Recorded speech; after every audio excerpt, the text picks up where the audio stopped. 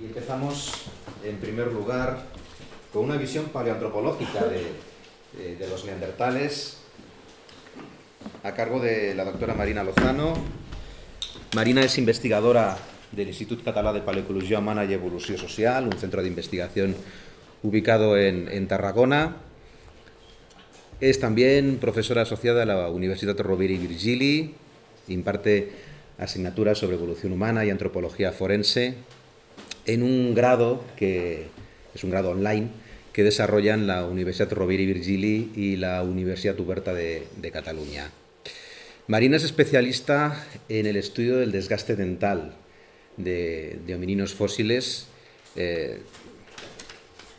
con un amplio rango cronológico, porque en su tesis estudió el desgaste dental de los individuos de la sima de los huesos en Atapuerca. Después ha estado estudiando y continúa estudiando fósiles neandertales y también fósiles de cronología más moderna. Por ejemplo, recientemente ha publicado también estudios sobre el desgaste dental de los humanos de yacimientos de alargar, yacimientos argáricos. Entonces, bueno, ella nos va a dar una visión global sobre el conocimiento que tenemos ahora mismo de los neandertales desde el punto de vista paleoantropológico en la península ibérica. Os dejo ya con Marina. Muchas gracias, José, por la presentación. Buenos días. A mí, como la primera persona que os va a hablar en este curso, me toca presentar a los protagonistas de este curso de verano, que son los neandertales.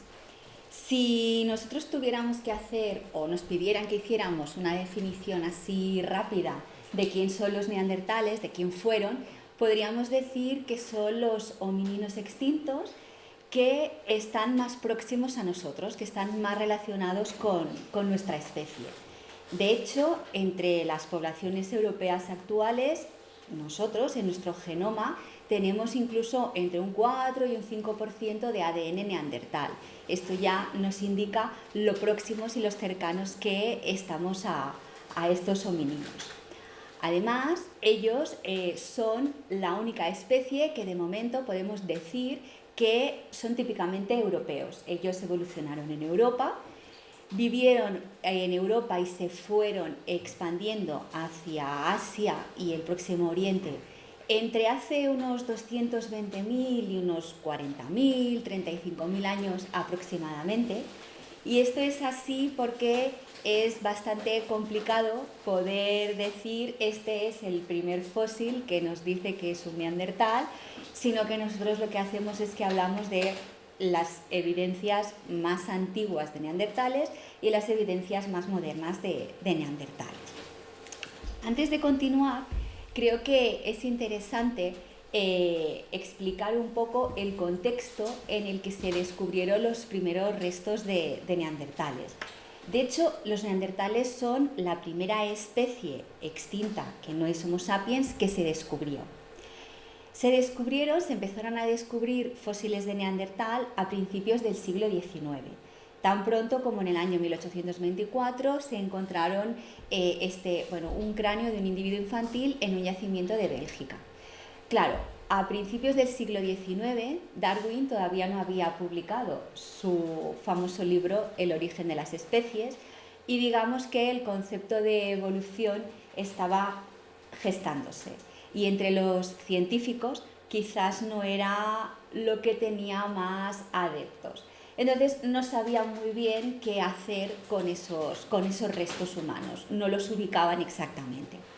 Fueron apareciendo otros restos de neandertales y en 1856 aparece un esqueleto en el yacimiento de Feldhofer en el Valle de Neander, en Alemania.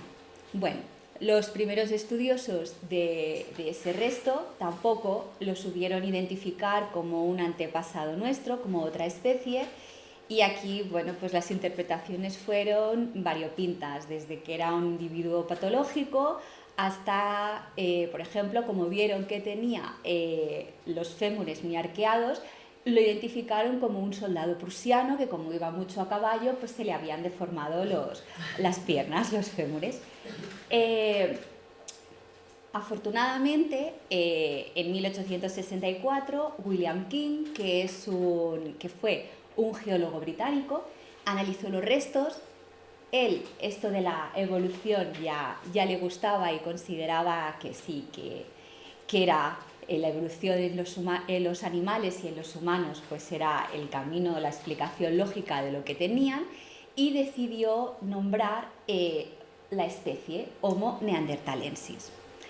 Sin embargo, sí que fue avanzado en su época porque fue el primero que ya nombró una especie, pero no debemos olvidar que este geólogo vivió en el siglo XIX, donde se consideraba que el sumum de la inteligencia eran los hombres blancos europeos. Por lo tanto, él consideró que los neandertales estarían en una escala cognitiva por detrás de los aborígenes australianos y de los andamaneses.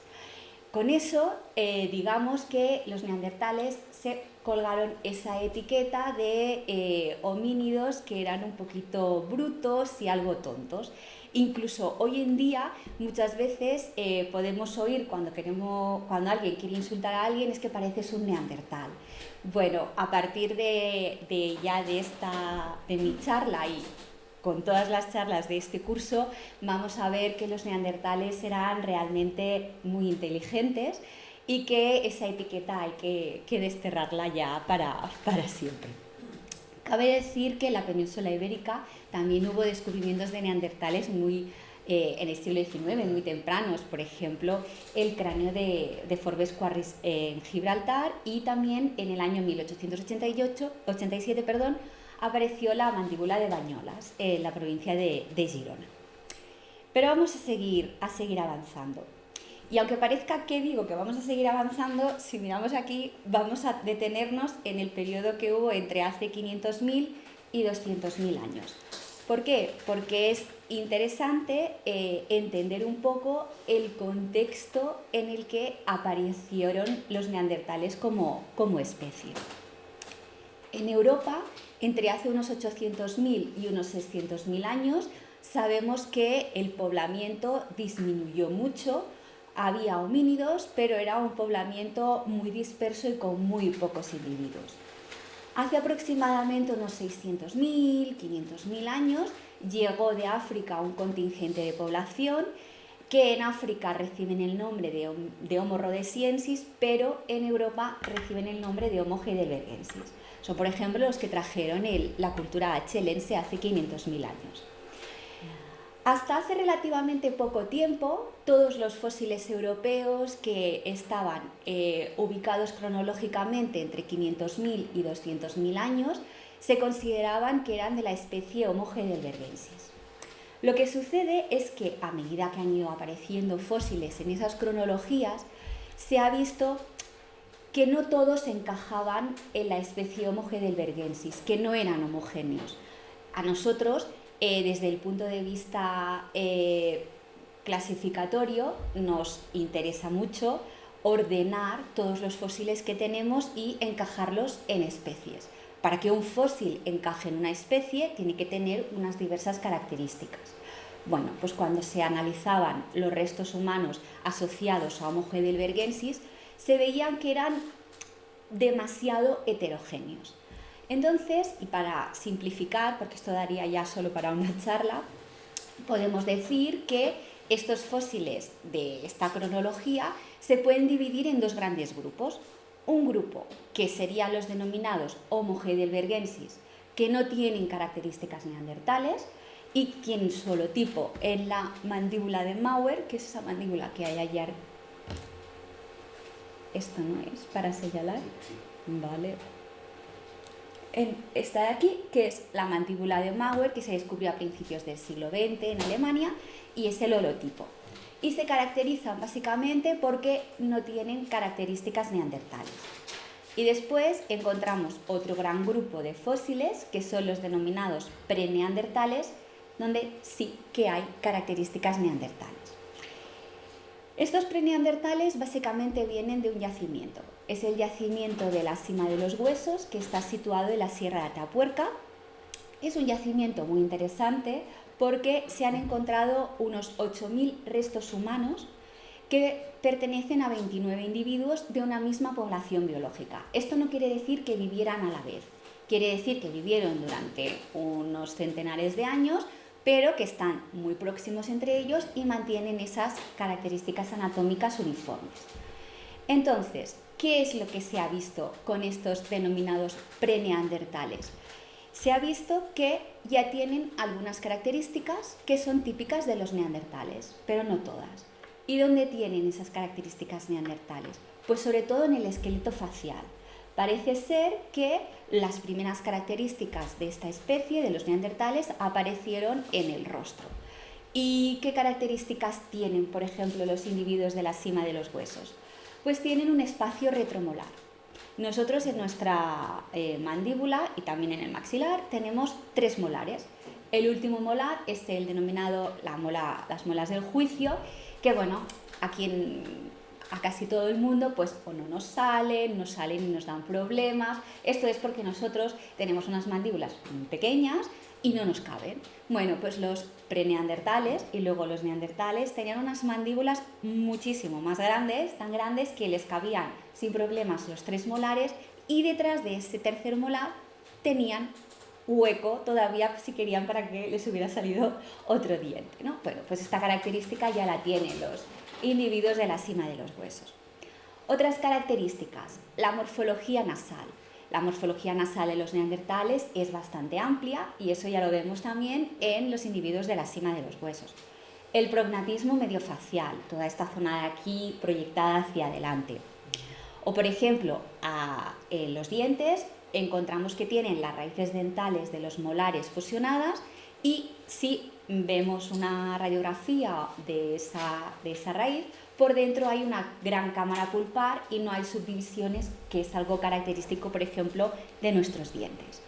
Claro, cuando los investigadores que estudian los fósiles de la cima de los huesos vieron todas estas características neandertales que no compartían los de Homo heidelbergensis, decidieron sacar a los individuos de la cima de los huesos de la especie Homo heidelbergensis, y de momento se considera que son preneandertales. Además, también es interesante decir que se ha encontrado, que se ha podido analizar ADN de los individuos de la cima de los huesos, y su ADN está muy relacionado con los neandertales y con los denisovanos. Aquí algunos investigadores piensan que quizá no es necesario decir que son preneandertales y abogan porque directamente los llamemos los primeros neandertales, el estadio, digamos, más primitivo.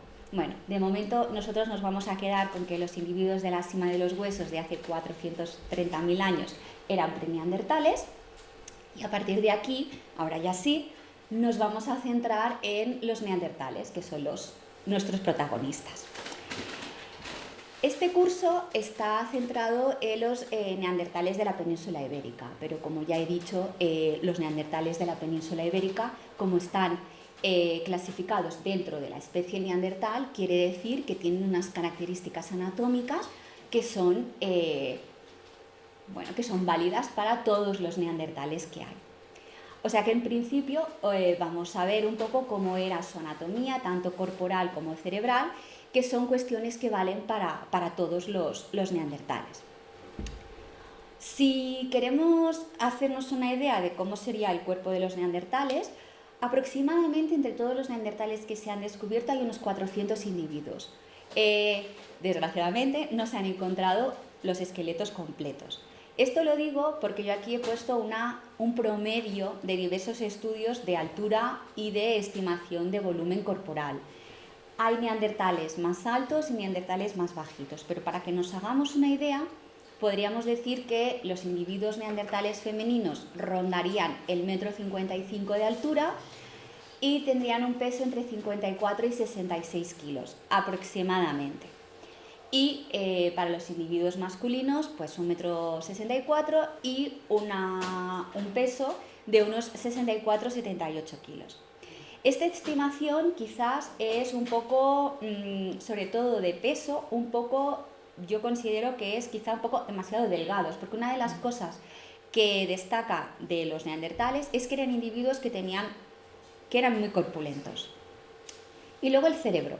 El cerebro siempre, muchas veces cuando explico que el cerebro neandertal tenía entre 1500 y 1600 centímetros cúbicos, pues sorprende.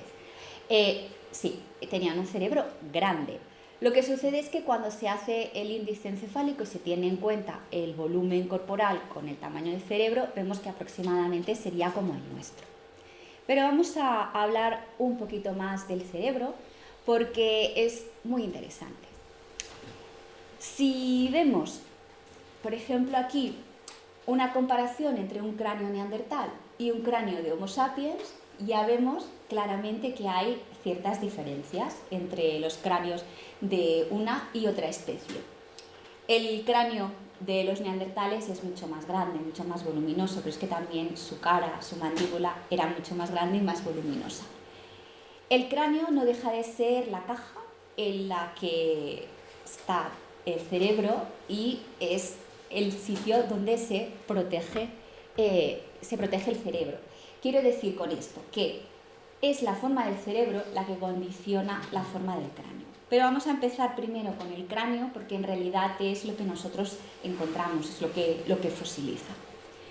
¿Qué características tienen los cráneos de los neandertales? Pues así a simple vista la morfología. Si vemos un cráneo neandertal, aparte del tamaño, en la morfología vemos que está alargado hacia detrás, más como una pelota de rugby, por ejemplo. Y en cambio el nuestro es globular, es como si hubiéramos cogido el cráneo del neandertal y hubiéramos hecho así y sube para arriba. La cara, tenían una cara muy larga, por ejemplo, la zona de los mastoides, para lo grande que tienen el cráneo, es relativamente reducida en comparación de nuestro cráneo. Esta es la zona donde están las orejas, para que nos ubiquemos.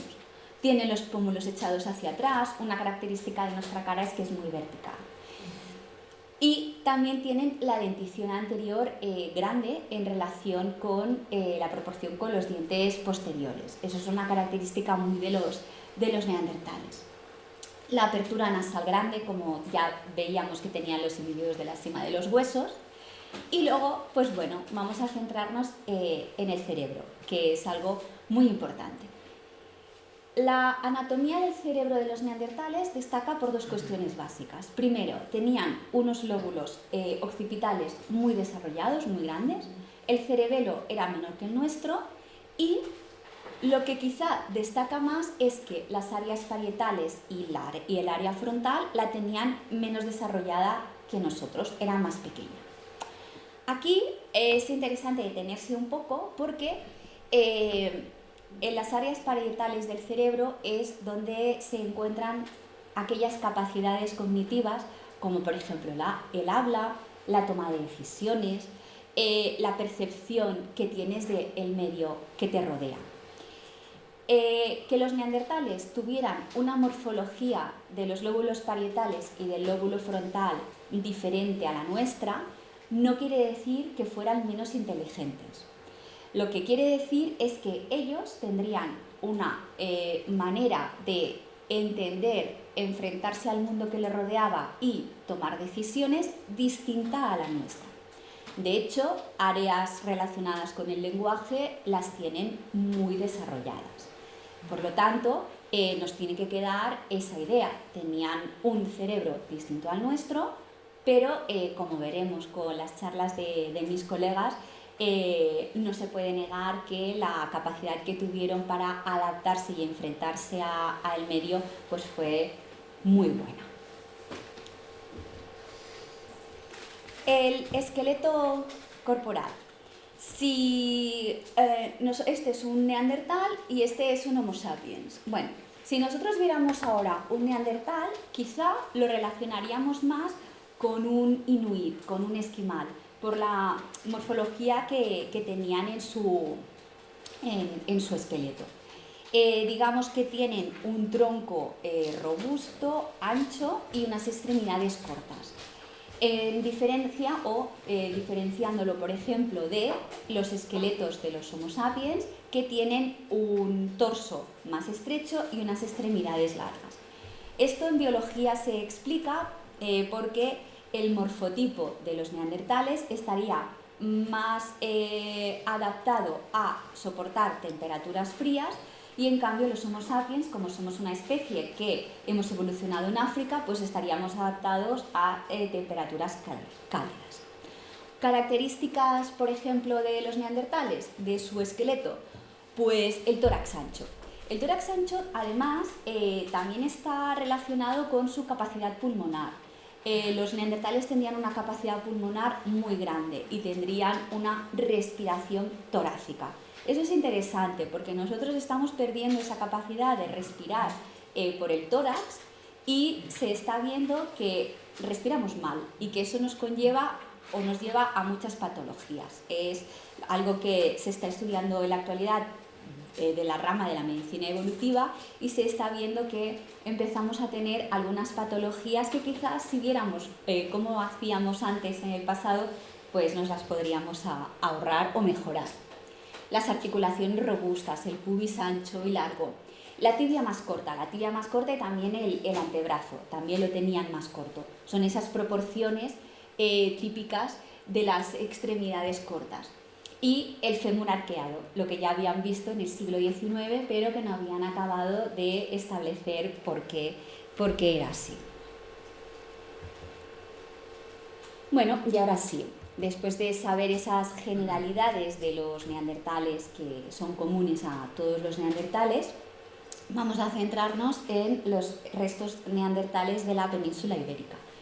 En este mapa están los puntos azules, lo que indican son yacimientos con restos humanos neandertales en la península ibérica. No quiere decir, en realidad, evidencias neandertales hay muchísimas más, es decir, hay muchísimos más yacimientos que tienen ocupaciones, cultura material neandertal. Pero como mi charla está centrada en hablar de los restos humanos neandertales, pues he señalado aquellos yacimientos que tienen restos humanos. Una de las características cuando miramos este mapa es que vemos que hay como una concentración de yacimientos en algunas zonas y en otras zonas parece que no haya yacimientos neandertales. Puede ser porque no se han encontrado restos humanos, por ejemplo, aquí tenemos el yacimiento de Cobairos, que tiene ocupación neandertal y que todavía no ha proporcionado restos neandertales, pero bueno, esperemos que si los hay, pues los encuentren pronto. También puede ser, por ejemplo, porque no haya cuevas. Si no hay cuevas, es muchísimo más complicado que se conserve la fauna y los restos humanos en un yacimiento al aire libre. O también pueden ser, por ejemplo, déficits de investigación, que por lo que sea, pues no ha habido un grupo de investigación que haya podido o haya querido acceder a ese territorio. Lo que sí que es interesante destacar es que hay muchísimos grupos que están estudiando y excavando yacimientos neandertales y que prácticamente todos los años van apareciendo nuevos restos neandertales y eso es muy bueno para conocer esta especie. Además, otra cosa que es importante es que no todos estos yacimientos son coetáneos, tienen diversas cronologías. Podríamos dividir los yacimientos con restos neandertales en tres grandes grupos. Por ejemplo, los más antiguos estarían restos de la Sima de las Palomas, en Murcia, Bolomor, en Valencia. Después hay un gran grupo de yacimientos neandertales que están datados entre 60.000 y 40.000 años aproximadamente, que son los más numerosos en la península ibérica. Y aquí he puesto algunos ejemplos. De algunos de ellos hablarán en próximas charlas, por lo tanto tampoco me voy a detener a hacer un inventario estricto de todos los restos humanos que se han encontrado en todos estos yacimientos. Y luego están los últimos neandertales, que son los del boquete de Zafarraya. He puesto Gorham Cave, no tiene restos humanos, pero lo he puesto porque están las evidencias de los últimos neandertales, porque de hecho, cuando se habla de la extinción de los neandertales, hay que referirse siempre a los yacimientos y a los restos humanos de la península ibérica, porque es aquí donde están los últimos representantes de esta especie. Algo que también caracteriza mucho los yacimientos con restos humanos neandertales de la península ibérica es que desgraciadamente no tienen muchos restos humanos, se han encontrado pocos. En algunos yacimientos se ha encontrado un diente. Por ejemplo, he puesto aquí algunas imágenes. En la cueva de Golomor se han encontrado estos 7 restos humanos que además pertenecen a varios individuos. En el yacimiento de la Galería de las Estatuas, que está en la Sierra de Atapuerca, se ha encontrado una falange y esta campaña de excavación que acaba de terminar se ha encontrado un molar. Entonces, bueno, son dos restos humanos. En el yacimiento de Jarama se ha encontrado una falange. Es decir, y en Zafarraya, pues estos 2 restos, un hueso largo y una mandíbula. Con esto quiero decir que a veces cualquier resto neandertal que se encuentre es bienvenido, nos da mucha alegría y a nivel anatómico nos puede dar mucha información. Pero quizá cuando se tienen tan pocos restos, cuando queremos obtener información más de la paleobiología, pues claro, entonces aquí estamos bastante más limitados. No obstante, hay otros yacimientos. Aquí he hecho una selección para que veáis algunos yacimientos en los que sí que han aparecido más restos y para que veáis esta problemática que os acabo de explicar. Por ejemplo, en Pinilla del Valle, que es un complejo que tiene diversos yacimientos, se han encontrado restos de neandertales en tres yacimientos que hay. Pero claro, se han encontrado 2 molares de un adulto, en otro yacimiento otros 2 molares de otro adulto y en otro yacimiento una mandíbula infantil y 6 dientes. Bueno, pues la información también que se puede obtener de estos restos pues es bastante limitada.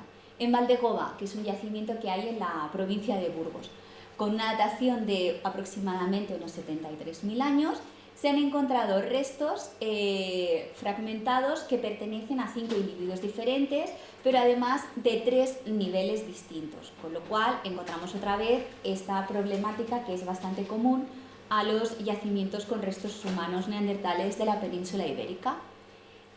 Cova Negra, pues Cova Negra con solo 24 restos, los análisis nos están indicando que son de 7 individuos diferentes. Pues y que además pertenecen a varios niveles y serían por lo tanto grupos neandertales distintos que habrían llegado a la cueva en diferentes momentos. Claro, la información a nivel anatómica es estupenda y fantástica, pero siempre digo que también nos interesa un poco conocer otros aspectos de la vida de estos individuos y es lo que cuesta un poquito más. No obstante, no está todo perdido porque sí que hay un yacimiento en la península ibérica que nos aporta mucha información. Este yacimiento es el Sidrón. El Sidrón es un yacimiento que está en Piloña, en Asturias, que tiene una datación de unos 49.000 años aproximadamente y además está ubicada en un entorno en el cual tiene cerca otros yacimientos con cultura material neandertal y que por tanto nos puede dar una información mucho mayor.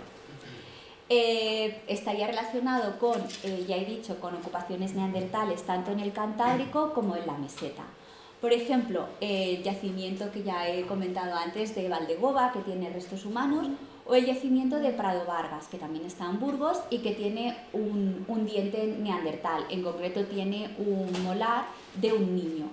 Es un molar de un niño de un diente de leche que se le cayó, es decir, que allí habría un grupo neandertal con individuos de diversas edades, llegó un niño y bueno, pues se le cayó allí ese diente. No quiere decir que ese niño neandertal en este caso hubiera fallecido, sino que siguió su camino.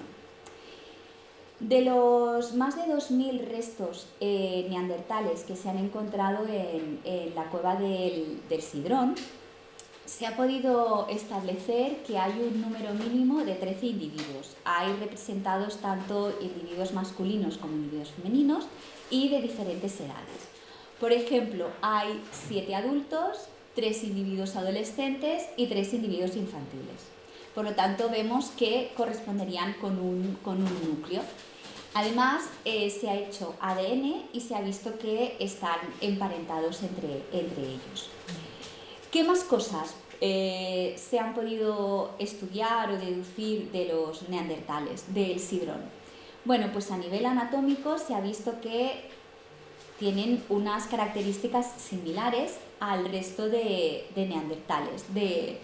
Por ejemplo, los huesos gruesos, la cortical del hueso gruesa, con unas inserciones muy marcadas.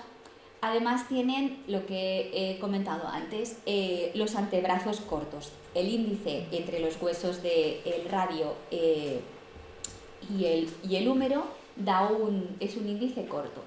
Todo esto quiere decir además, o se ha interpretado como que eran individuos que tenían bastante fuerza física, tanto los hombres como las mujeres, es decir, serían individuos musculosos que tendrían una buena potencia muscular. También de los individuos del sidrón se ha visto que tienen algunos de ellos marcas de corte que lo han interpretado como evidencias de canibalismo. No es extraño porque a lo largo de la evolución e incluso hasta nuestra especie, hasta los años 70, hay evidencias de canibalismo. Es algo que es, digamos, común en el género Homo. Eso sí, ya establecer qué tipo de canibalismo, si es ahora simplemente para comer o si era ritual, pues esas son interpretaciones que necesitan ser estudiadas y que además varían según el tipo de canibalismo que haya y la especie afectada.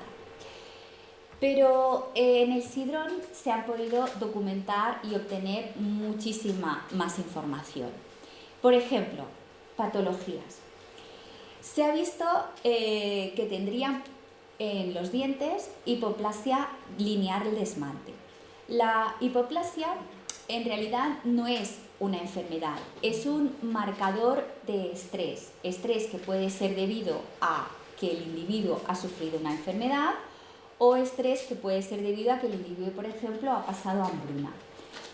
Cuando los dientes están creciendo se forma el esmalte y se forma en unos ciclos que duran 8 días. Si el individuo, mientras está creciendo, mientras se le está formando el esmalte, tiene un momento de estrés físico debido a una enfermedad o debido, pues, por ejemplo, a que tenía una deficiencia nutricional, el cuerpo decide dejar de formar el diente, dejar de crecer hasta que pasa ese periodo y puede volver a dedicar esas energías. Entonces, en ese proceso se queda como una especie de cicatriz.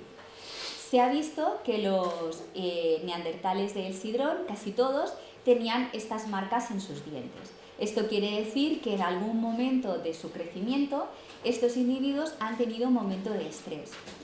Estos momentos de estrés además suelen estar relacionados con el momento del destete, es decir, el momento en el que los niños neandertales dejaban de ser amamantados y pasaban a ingerir comida más o menos sólida, pues era un momento difícil. Cabe decir que si estos individuos han continuado creciendo, quiere decir que ese estrés, ese momento, pues lo han superado. Lo que también es interesante y que se ha podido observar estudiando los dientes de los neandertales es que tenían un crecimiento más rápido que el de nuestra especie, que los Homo sapiens, es decir, crecían un poquito más rápido que nosotros. ¿Qué otras patologías se han encontrado? Pues por ejemplo, un canino impactado. Esto es un canino que tendría que estar situado aquí, más o menos, y no ha salido, sino que se ha situado aquí. Luego también hay dos individuos que tienen retención de un canino de leche. Esto quiere decir que el diente de leche no se le ha caído y lo ha conservado en edad adulta. Y son dos individuos que tienen esta característica. Otro individuo tiene un quiste en la mandíbula. Esto es consecuencia de una infección, de un absceso dental, de una infección, y por aquí se ha abierto una fístula, un agujero por donde, bueno, pues se expulsó la infección, el pus. Y después también es muy interesante poder establecer o poder comentar, por ejemplo, la presencia de dos individuos que tienen una fisura congénita de atlas. Por aquí, este está roto, pero por aquí iría la otra parte del atlas y en vez de estar cerrado, por aquí habría una separación. Esto es una condición genética que también ocurre actualmente en los Homo sapiens y que no tiene por qué dar ningún problema. Puede ser que sea totalmente asintomática y que a nosotros, por ejemplo, pues en alguna radiografía nos lo vean y nos lo comenten. Sí que es cierto que si esa fisura o que las vértebras no estén cerradas del todo continúa por nuestra columna vertebral, puede ser que nos dé afecciones ya más serias, como por ejemplo la espina bífida, pero en este caso no es. Lo que sucede es que es muy interesante porque hay 2 individuos del sidrón que tienen esta afectación. La prevalencia de este tipo de patologías o de condiciones congénitas en nuestra población, en Homo sapiens, es muy baja. Entonces, el hecho de que en 13 individuos haya 2 individuos que tienen esta patología o esta condición congénita, nos está indicando que serían individuos que tenían una gran consanguinidad. Y eso es interesante, sobre todo cuando hablemos después de la extinción de los neandertales. Pero, ¿qué otras cosas se han podido descubrir en los individuos del sidrón? Bueno, pues la conservación de los dientes y de los huesos en esta cueva es excepcional. Es tan excepcional que se ha podido documentar ADN. De hecho, 2 individuos del sidrón fueron elegidos para participar en la primera secuenciación de ADN en neandertal. Y se han encontrado resultados muy, muy interesantes. Por ejemplo, a nivel del ADN sabemos que estaban emparentados con los neandertales centroeuropeos. Eso nos está indicando que los neandertales, en principio, durante su existencia, no estaban aislados, sino que tenían, estaban emparentados o se relacionaban con diversos grupos neandertales. Lo que sí que se ha visto además es que a nivel genético, a nivel de ADN, los neandertales tienen una variación de ADN mucho menor que la nuestra. Nosotros tenemos, digamos que, muchísima más variedad genética. Si miramos otros aspectos que nos pueden resultar curiosos del ADN neandertal, pues por ejemplo se ha podido establecer la presencia de variaciones en este gen, en el MF1R, que es el receptor de la melanocortina. Este es el responsable de la melanina, de la pigmentación de la piel. Los Homo sapiens, que son de África, tienen este receptor original, sin ninguna variedad, sin ninguna variación. Y eso les da ese color de piel oscura, negra. Es lógico porque es una adaptación a protegerse de la gran insolación. Lo que se ha visto en el ADN de los individuos del sidrón es que algunos de ellos tendrían la piel blanca, e incluso algunos podrían ser pelirrojos. Entonces es una variedad interesante. Y también es interesante decir que nuestra coloración de piel blanca es una adaptación posterior. No es que sea un gen de ese 4 o 5% de los neandertales que conservamos, sino que es una adaptación posterior porque el poblamiento de Europa por Homo sapiens pues es un poco más complejo y a nivel genético fue una adaptación diferente. Algo que también es muy interesante es que se ha podido encontrar la variedad de gen FOXP2 que está relacionado con el lenguaje y tienen la misma que nosotros. El gen FOX es un gen que es común a todos los mamíferos. Las ratas, por ejemplo, también lo tienen. Lo que sucede es que nosotros tenemos una variación en unas proteínas que son las P2, que son las que nos capacitan genéticamente para poder desarrollar lenguaje. Y esto es importante porque se ha visto que hay algunos individuos que tienen variaciones en este gen y que tienen complicaciones a diversos niveles para poder hablar, desde poder expresar correctamente la gramática hasta no poder pronunciar o conjugar algunos verbos o algunas palabras. Por lo tanto, sin este gen no se podría hablar. Los neandertales también hay otras evidencias. He dicho antes, cuando he hablado de su cerebro, que tienen desarrolladas las áreas de Broca y las áreas de Wernicke, que son las áreas que nos promueven el lenguaje, es decir, que genéticamente su cerebro estaban preparados para hablar, y además sabemos también que estaban preparados para escuchar en la frecuencia de nuestra habla y toda su estructura de la garganta, helioides, etcétera, también tenía una anatomía correcta para hablar. Bueno, otra curiosidad o algo que nos puede resultar interesante es que también se han encontrado el gen relacionado con el grupo sanguíneo y al menos 2 individuos neandertales del sidrón eran del grupo O.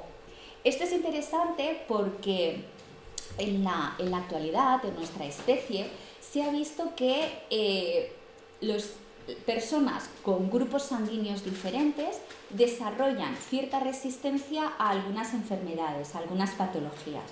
Por ejemplo, en la actualidad parece ser que aquellas personas que tienen el grupo sanguíneo AB resisten mejor o toleran mejor o están más protegidas, por ejemplo, con el cólera. Y los del grupo O estarían más protegidos con enfermedades como la tuberculosis o la malaria.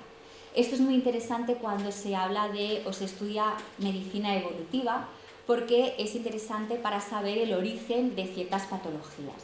Y el origen, por ejemplo, de la tuberculosis es algo que se estudia mucho porque todavía no está claro del todo. Otro gen interesante que se ha podido encontrar en los neandertales es este, el TAS2R38, que es el gen que es el que favorece o el que facilita la percepción del gusto amargo. Nosotros, en Homo sapiens, tenemos este gen activado. Vale. En Homo sapiens tenemos este gen activado y para que os hagáis una idea, hay 25 variaciones diferentes de este gen. Eso quiere decir que hay 25 maneras diferentes de percibir el gusto amargo. Esto es muy interesante porque hay gente que le encantan vegetales que son muy amargos, pues como las endivias, las coles, las espinacas, y gente que no puede con ellos porque los encuentran, bueno, pues ese gusto no es un gusto agradable, ¿no? Entonces, eso es interesante saberlo, los que tenemos hijos, que si el niño o la niña nos dice que no quiere espinacas, a lo mejor es porque tiene una variación genética que eso le hace pues, que ese gusto sea como repulsivo. Pues entre los neandertales ya había algunos individuos que tenían activado ese receptor de la percepción del gusto amargo y otros no. Entonces esto desde el punto de vista evolutivo es interesante porque todos sabemos que entre las plantas hay plantas que tienen un gusto amargo porque es como un aviso de decir, oye, que soy venenosa, ¿no? Lo que pasa es que a veces esas plantas que tienen un gusto amargo incluso podrían tener algunas propiedades medicinales. Por lo tanto, se considera que el hecho de que haya esta variación en la percepción del gusto amargo evolutivamente fue algo bueno porque ayudó a poder descubrir que algunas plantas, aunque tuvieran un sabor extraño, eran buenas. Y esto lo voy a enlazar con más información que se puede saber estudiando, por ejemplo, los dientes de los neandertales. Se han estudiado el cálculo dental, el sarro, que hay en los individuos del sidrón y de otros neandertales, pero como estamos hablando del sidrón, me voy a centrar en ellos, y también el microdesgaste dental. Primero voy a hablar de lo que se ha descubierto con el sarro, con el cálculo dental. El sarro es restos de saliva, de comida, de bacterias, microorganismos que se mineralizan y se adhieren a los dientes. En la actualidad el sarro es un problema y si no se, bueno, y para ellos al final también, si tienes demasiado sarro puedes acabar desarrollando otras patologías dentales. Pero a nivel de los estudios paleoantropológicos, que tengan sarro nos viene muy bien porque nos ha permitido saber cosas como, por ejemplo, que se han descubierto las bacterias Streptococcus mutans, que son las que producen la caries dental. También se ha podido ver que los neandertales tenían un microbioma menos variado que el nuestro, menos rico, pero que entre todos esos microorganismos que hay en el intestino y en la boca se ha visto alguno que daría lugar a ciertos problemas estomacales como la diarrea. Bueno, pues luego, estudiando el microdesgaste dental, cualquier cosa que se coma, y más estos individuos que no tenían una dieta tan procesada, tan blanda y tan cocinada como nosotros, deja unas marcas en el esmalte dental en forma de estrías y en forma de agujeros que nos permite, cuando lo analizas, poder saber lo que comían. Una de las cosas que ha destacado de los individuos del Sidrón es que tenían un componente en su dieta vegetariano mucho mayor que neandertales centroeuropeos, es decir, que ellos quizá tendrían más acceso a comidas vegetales y que las ingerían más. Además, en el sarro también se han encontrado pequeños restos de el hongo de Penicillium y de camomila. De ahí que también he relacionado, cuando he hablado antes, lo del gusto amargo, y se ha inferido que los neandertales tendrían un conocimiento muy bueno del entorno y del medio, y que incluso serían capaces de tener una cierta medicación para algunas afecciones. Otra característica que se ha encontrado en los neandertales del Sidrón y que es común a todos los neandertales y también a los preneandertales, los individuos de la cima de los huesos también lo tenían, es que utilizaban sus dientes anteriores, los incisivos y los caninos, como si fueran una herramienta, como si fueran una tercera mano. En esta imagen se pueden ver a dos neandertales que están trabajando utilizando los dientes pues como si fueran una pinza.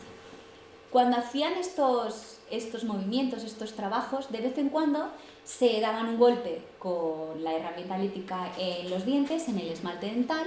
Estos son dos dientes, un incisivo superior y un incisivo inferior del Sidrón, y vemos aquí, es una imagen de microscopio electrónico, y vemos aquí estas marcas, estos arañazos. Bueno, pues estos arañazos nos están indicando que utilizaba los dientes como una herramienta para hacer diversos trabajos. Podrían desde pulir pieles, cortar fibras vegetales, y se ha visto en los individuos del Sidrón que este tipo de marcas eran diferentes en los hombres y diferentes en las mujeres, con lo cual podría ser que hubiera una cierta división del trabajo. Todo esto necesita todavía más estudios para poder establecer exactamente si podemos saber realmente qué tareas hacían unos y qué tareas hacían otros, y de momento se han identificado estas diferencias en este yacimiento. Otra de las cosas interesantes que se pueden ver con estas estrías es que, como se las hace el mismo individuo con la mano que utiliza al trabajar, se ha podido descubrir que ya había neandertales que eran zurdos, en una proporción más o menos, porque luego se hizo un estudio analizando neandertales de toda Europa, y se ha visto que tienen una proporción de zurdos más o menos ya como la de Homo sapiens. Entonces, eso se ha inferido también, bueno, pues son estudios de lateralidad manual, de lateralización cerebral, y que es interesante porque nos da y nos hace conocer muchísimo mejor todavía a los neandertales. Y bueno, una de las cuestiones que todavía no está resuelta y que genera muchísima discusión entre los paleoantropólogos y arqueólogos en general es la cuestión de por qué se extinguieron los neandertales. Quizá los neandertales se extinguieron por un conjunto de causas, no por una única, pero se han esbozado diversas hipótesis. Desde que no supieron adaptarse a un cambio climático, bueno, esta es discutible porque los neandertales durante su existencia se supieron adaptar a diversos cambios climáticos, por lo tanto quizá no sería el detonante o la más importante. Se han también hablado de cuestiones relacionadas con su fisiología.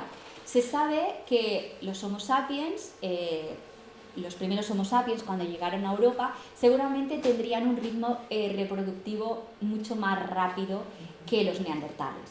Esto quiere decir que el espacio entre nacimientos en los Homo sapiens sería más reducido, tendrían más hijos. Y en cambio parece ser que los neandertales tendrían más dificultad para tener hijos. Esto a la larga en poblaciones que los últimos neandertales, como hemos visto con el sidrón, eran grupos pequeños, muy endogámicos, sí que podría haber supuesto una competencia muy grande.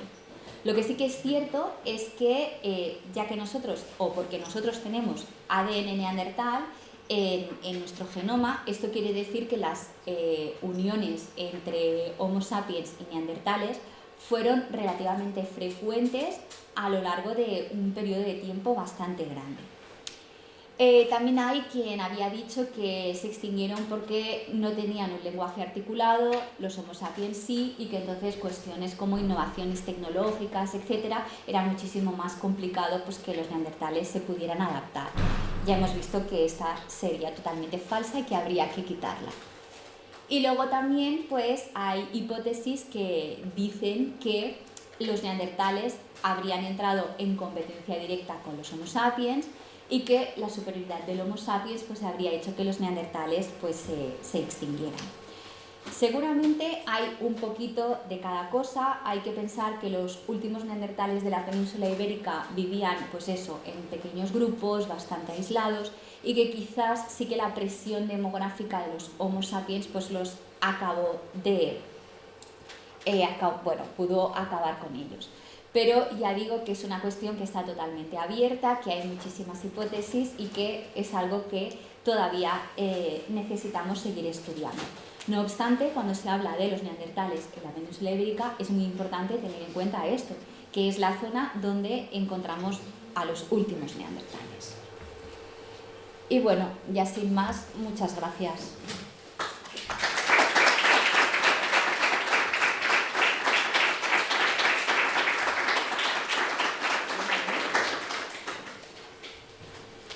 Mira unha pregunta. Cando hablas de presión demográfica e de competencia, dá a impresión de unas zonas superpobladas. Ya. Pero la realidad supongo que no sería esa.